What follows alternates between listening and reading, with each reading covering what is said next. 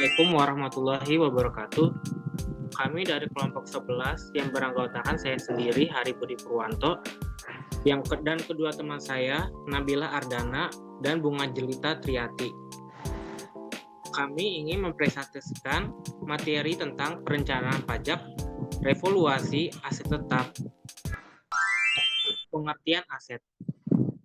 Aset tetap adalah aset berwujud yang dimiliki untuk digunakan dalam produksi atau penyediaan barang atau jasa untuk direntalkan kepada pihak lain, atau untuk tujuan administratif dan diharapkan digunakan selama lebih dari satu periode.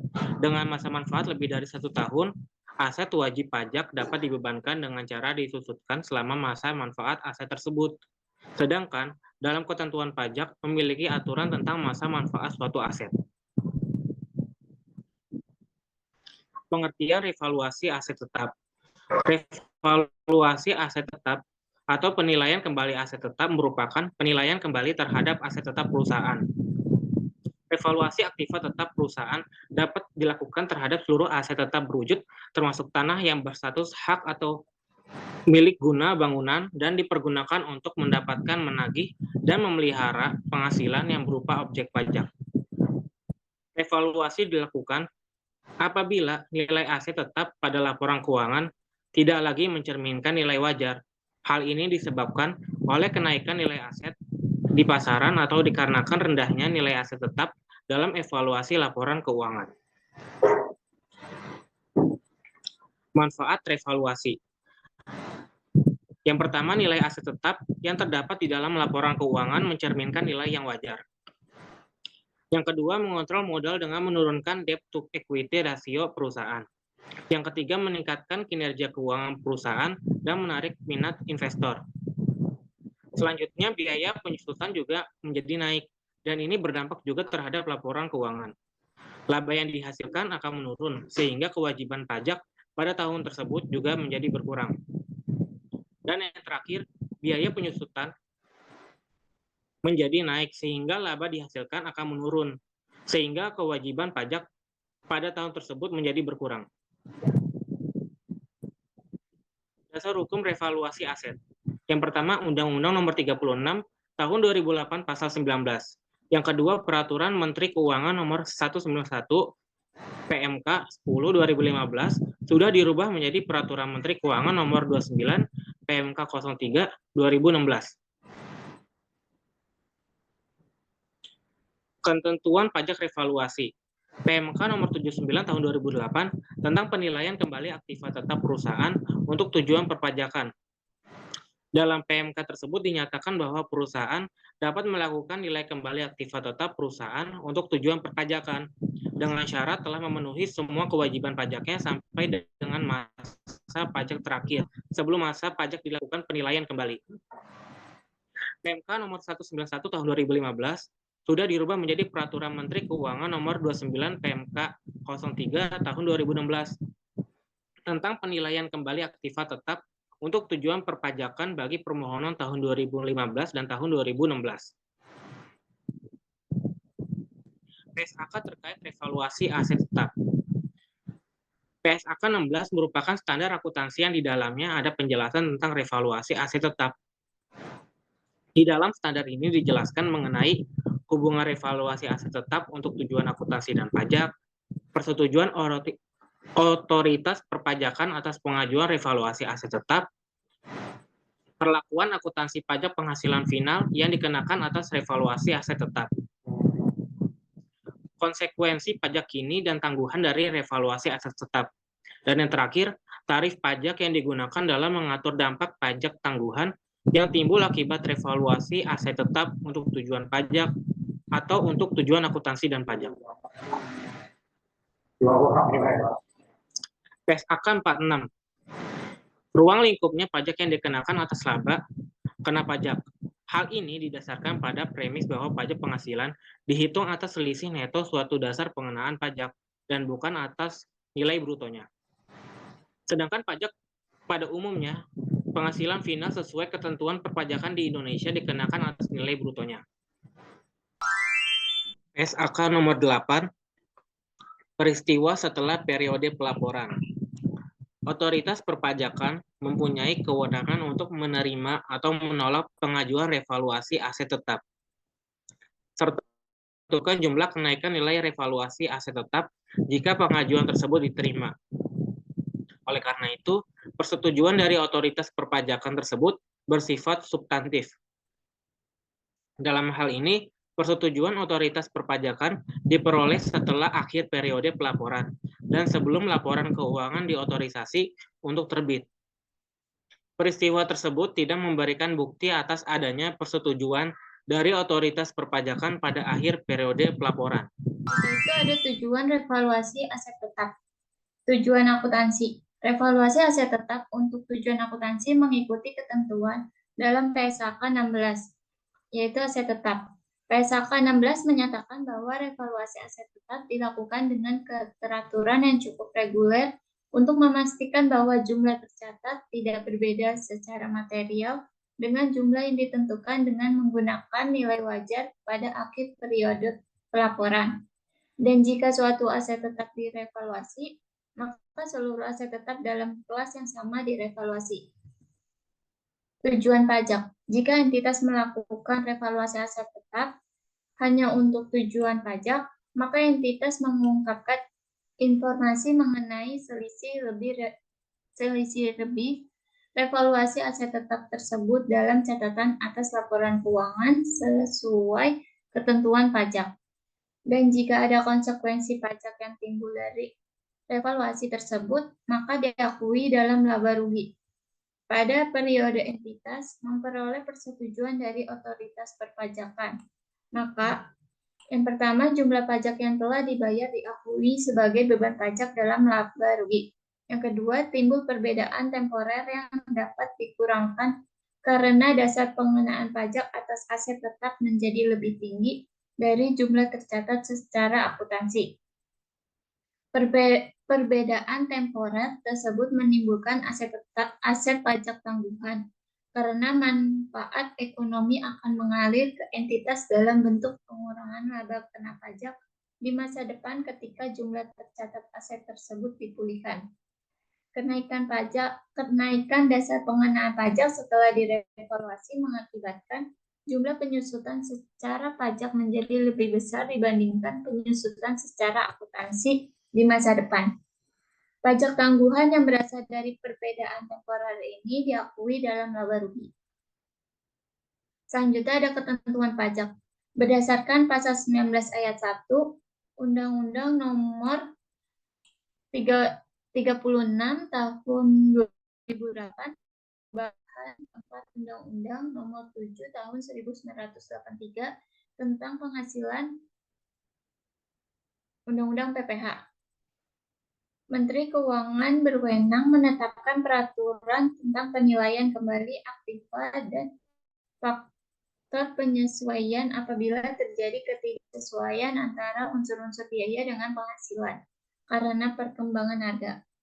Hal ini kemudian diatur dalam Peraturan Menteri Keuangan PMK nomor 79 PMK 03 2008 tentang penilaian kembali aktiva tetap perusahaan untuk tujuan perpajakan. Perusahaan yang dapat melakukan revaluasi menurut PMK 79 2008 adalah wajib pajak badan dalam negeri dan bentuk usaha tetap BUT. Tidak termasuk perusahaan yang memperoleh izin menyelenggarakan pembukuan dalam bahasa Inggris dan mata uang dolar Amerika Serikat. Meskipun begitu, ada peraturan khusus revaluasi tahun 2015 dan tahun 2019 yang biasa disebut PHS Final sesuai PMK 191 PMK 10 2015 yang dirubah dengan Peraturan Menteri Keuangan nomor 29 PMK 03 2016 tentang penilaian kembali aktiva tetap untuk tujuan perpajakan bagi permohonan tahun 2015 dan tahun 2016. PPh pasal 19 merupakan pajak yang bersifat final. Tarif yang dikenakan untuk menghitung PPh final yang terutang tergantung jangka waktu melakukan revaluasi, yaitu yang pertama tarif 3% untuk permohonan sampai dengan 31 Desember 2015 dan penilaian kembali selesai paling lambat 31 Desember 2016. Yang kedua, tarif pajak 4% untuk permohonan periode 1 Januari 2016 sampai dengan 30 Juni 2016 dan penilaian kembali selesai paling lambat 30 Juni 2017. Yang ketiga, tarif 6% untuk permohonan periode 1 Juli 2016 sampai dengan 31 Desember 2016 dan penilaian kembali selesai paling lambat 31 Desember 2017. Yang keempat, tarif 10% untuk periode permohonan melakukan evaluasi mulai tahun 2017 dan seterusnya. Contoh kasus di sini terdapat pada PT XYZ yang memiliki aset bangunan dengan harga perolehan 500 juta. Dibeli tanggal 1 Januari 2018. Aset ini didepresiasikan selama 20 tahun tanpa nilai sisa. Perusahaan mengajukan permohonan revaluasi aset di tahun 2022 dengan nilai buku aset yaitu 400 juta dan baru disetujui dan melakukan revaluasi aset tetap pada 31 Desember 2023. Maka dengan pada 31 Desember 2023 dengan nilai revaluasi berdasarkan nilai pasar yaitu 540 juta. Maka perhitungan PPh pasal 19 yang terutang yaitu selisih nilai revaluasi itu didapat dari 540 juta dikurangi 400 juta sehingga menghasilkan 140 juta. Sehingga PPh pasal 19 final yang terutang pada 31 Desember 2019 yaitu 10% dikali 140 juta menghasilkan 14 juta. Selanjutnya itu ada metode revaluasi. Yang pertama, metode indeksasi, yang dimana indeks berlaku untuk biaya aset untuk mengetahui biaya kini. Daftar indeks yang dikeluarkan oleh Departemen Statistik. Yang kedua, metode harga pasar saat ini, sesuai dengan harga pasar yang berlaku. Itu terdiri dari revaluasi tanah dan bangunan, dan pabrik dan mesin. Yang ketiga itu ada metode penilaian. Penilai teknis melakukan penilaian terperinci terhadap aset untuk nilai pasar. Penilaian lengkap diperlukan ketika perusahaan mengambil polis asuransi untuk aset tetap. Dalam metode ini harus dipastikan bahwa aset tetap tidak over atau under value. Selanjutnya, penyusutan aktiva yang direvaluasi. Dasar penyusutan fiskal aset tetap yang telah memperoleh persetujuan penilaian kembali adalah nilai pada saat penilaian kembali.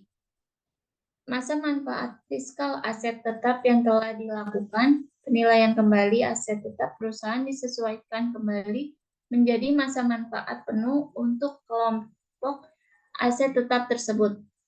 Perhitungan penyusutan dimulai sejak bulan dilakukannya penilaian kembali aset tetap perusahaan. Selanjutnya ada batasan wajib pajak badan yang melakukan revaluasi aktiva tetap. Yang pertama, penilaian kembali aktiva tetap tidak dapat dilakukan sebelum lewat jangka waktu 5 tahun terhitung sejak revaluasi terakhir. Yang kedua, perusahaan yang melakukan revaluasi komersial namun tidak memperoleh persetujuan Dirjen Pajak, maka nilai revaluasi yang ditetapkan tidak dapat digunakan sebagai dasar melakukan penyusutan fiskal. Yang ketiga, penjualan aset yang telah direvaluasi sebelum masa penyusutannya berakhir, yaitu aset kelompok 1 dan 2, akan dikenakan tambahan PPh final sebesar selisih tarif terakhir dikurangi 10% atau 25% dikurangi 10% sama dengan 15%, dikalikan dengan selisih lebih revaluasi. Yang keempat, penjualan aktiva tetap kelompok 3 dan 4, bangunan dan tanah yang telah memperoleh persetujuan revaluasi sebelum lewat jangka waktu 10 tahun, maka akan dikenakan tambahan PPh final sebesar selisih tarif terakhir dikurangi 10% atau 25% dikurang 10%, sama dengan 15%, dikalikan dengan selisih lebih revaluasi. Yang kelima, selisih antara nilai pengalihan aktiva tetap perusahaan dengan nilai sisa buku fiskal pada saat pengalihan merupakan keuntungan atau kerugian sesuai dengan UU PPH. Next.